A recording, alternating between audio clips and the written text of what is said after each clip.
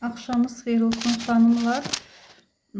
Demək, cəfəri maskanın vaxtıdır. Həftədə 2 dəfə üzümə cəfəri maskası edirəm. Üzümü yudum, peeling etdim və artıq təmiz üz dərisinə cəfəri maskasını tətbiq edirəm. Üzümdə 20 dəqiqə saxlayıb, daha sonra ılıq su ilə yuyub nəmləndirəcəm.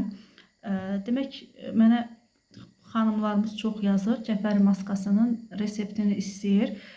Onlara yazıram, amma buradan da demək istəyirəm ki, xanımlar, bu maska sırf satış üçün hazırlanan bir maskadır.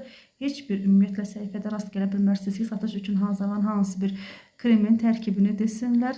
Düşünürəm ki, səhifəmdə çox həddindən artıq çox ləkələr üçün, sanaqlar üçün, qırışlar üçün, gözaltı üçün cürbəcür bir-birindən gözəl evdə hazırlanan, sadə üsulla hazırlanan maskalar var. Yararlanmaq istəyənlər səhifəmə vaxt ayırıb girsinlər və səhifəmdəki maskalardan yararlansınlar. Bu qədər. Hər zaman baxımlı və gözəl olun.